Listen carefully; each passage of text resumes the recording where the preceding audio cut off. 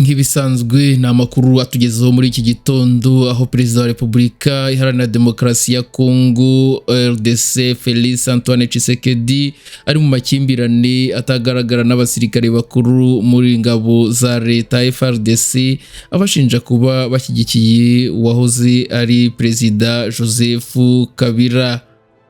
N'amakuru rero yatanzwe n'umwe mu bakozi bakuru ba serivisi z'ubutasi bwa Congo aho yagize ati abasirikare bakuru barenga 70 barimo abagera muri 30 bafite ipeti rya generali bafungiwe mu mazu atandukanye y'umutekano y'ubutasi bwa gisirikare. Mbere yuko rero aya makuru tuyava imuzi n'umuzingo nta kindi usabwa uretse kureba hasi ndetse subscribe ugakandaho hanyuma tugakomeza kubana gatanu kuri gatanu. Muri abo basirikare bafunzwe harimo umugaba mukuru w'ingabo Lieutenant General Christian Chiwewe Songesha, umuyobozi w'umutwe w'abasirikare barinda perezida ushinzwe ibikorwa n'ubutasi Brigadier General Benjamin Katende Batubadila, n'uwahoze ayobora Maison Militaire ya Tshisekedi General Frank Baumunda Ntumba. Hari rero kandi uwahoze ayobora ingabo muri Katanga General Philemon Yovi ndetse na Major General Brinompezo Mbele bombi bafunzwe. Umuyobozi rero w'ingabo za FARDC mu ntara ya 33 mu burasirazuba bwa Kivu General Major Robert Yavi Avul n'uwahoze ari mu mutwe w'abarinda Perezida Kabila Brigade General John Mulongo Dibwe nabo barafashwe. Ntiharamenyekana rero aho Lieutenant General Pacifique Masunzu aherereye. Uyu yaragizwe umuyobozi w'agace ka gisirikare ka gatatu muri 2024. Nyuma rero yuko ibikorwa byo gufata abasirikare bikajijwe muri Nyakanga yaje gusimbuzwa undi generali. Amakuru rero yizewe yemeza ko benshi mu basirikare bakuru bafunzwe bashinjwa kutaba inyangamugayo ku butegetsi buriho cyangwa kuba bafite umubano na Joseph Kabila wahoze ari perezida wa Repubulika Iharanira Demokarasi ya Congo, ariko kuri ubu urukiko rwa Kinshasa rukaba rwaramukatiye igihano cy'urupfu. Uwo rero Tshisekedi ashinja kuba umubyeyi w'inyeshyamba za AFCM 23. Kabila rero yakatiwe urwo gupfa adahari mu mpera za Nzeri. Perezida w'urukiko rwa gisirikare Kinshasa yatangaje ko Kabila yahamijwe ibyaha birimo guhemukira igihugu, kwica abantu no gukoresha iyicarubozo.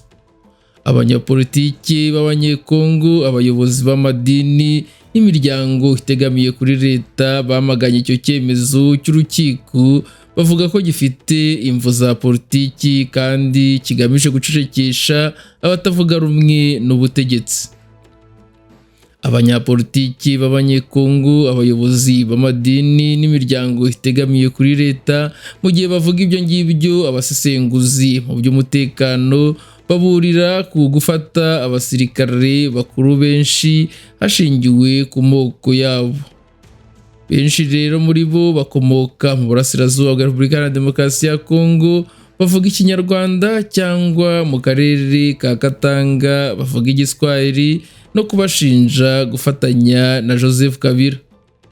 Bigaragaza rero ko ubutegetsi bwa Tshisekedi burimo gukaza igitutu cyangwa se igitugu cya politiki ndetse n'amakimbirane hagati y'ingabo. Ifungwa rero ry'abajenerali 30 rije mu gihe hari ibirego byinshi by'ubugambanyi, ruswa no gufatanya mu byaha byatumye ihuriro ry'ingabo za leta zitsindwa kenshi n'inyeshyamba za AFC 23 mu burasirazuba bwa Repubulika Iharanira Demokarasi ya Congo.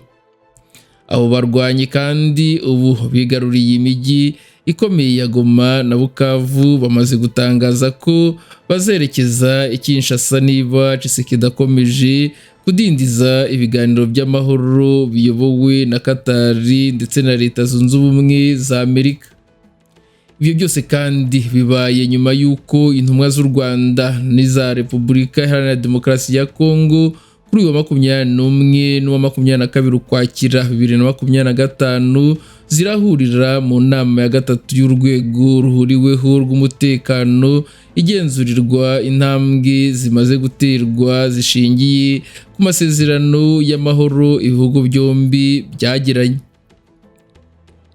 Twibutse ko kandi aya masezerano y'amahoro yasinyiwe i Washington tariki ya 27 Kamena 2025 harimo ingingo yo gusenya umutwe w'iterabwoba wa FDLR, gukuraho ingamba z'ubwirinzi u Rwanda rwashyizeho no gucyura impunzi.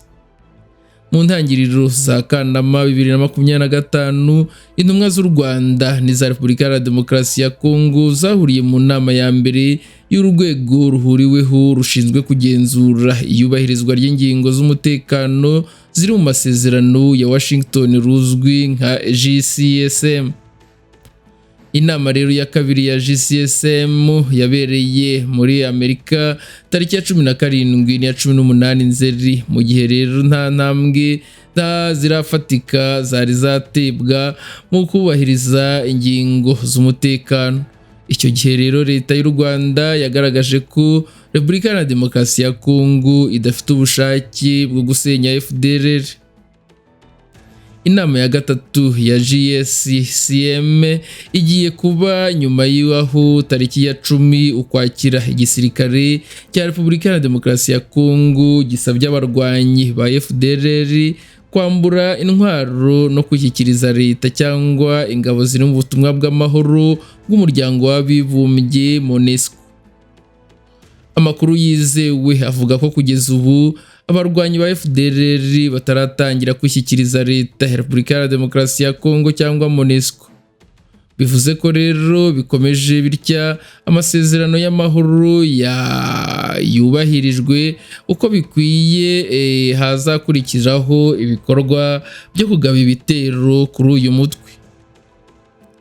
Hari kandi amakuru avuga ko bamwe mu barwanyi ba FDLR batangiye guhungira mu Burundi mu gihe hari ubwoba bw'uko ihuriro AFC 23 rishobora kugaba ibitero muri teritwari ya Uvira mu gihe kiri imbere. Urwego rw'u Rwanda rushinzwe ubutasi kuri ku Muri FIC mu rutonde rw'abanyarwanda byihebe rwagaragaje ko bamwe mu bayobozi bakuru ba FDLR bari bakiri muri teritwari ya Warikare mu ntara ya Kivu y'Amajyaruguru kugeza tariki ya 14 Ukwakira. Nka perezida rero wa FDLR Gaston Yamuremye uzwi nka General Byiringiro Rumuri na Pacifique Ntawunguka uzwi nka General Omega bari baherereye mu gace ka Buhaya muri Warikare. Ni the QuickTimes news nk'ibisanzwe rero, mu gihe rero dutegereje yuko twakumva ibiza kuva muri aya masezerano ndetse n'iyi nama iri buze guhuza u Rwanda na Repubulika Iharanira Demokarasi ya Congo, biri buze guhurira rero mu nama isuzuma intambwe zatewe mu rwego rw'umutekano. Aya makuru rero nayo tubijeje yuko turi buze kuza kuyabakurikira 5 kuri 5.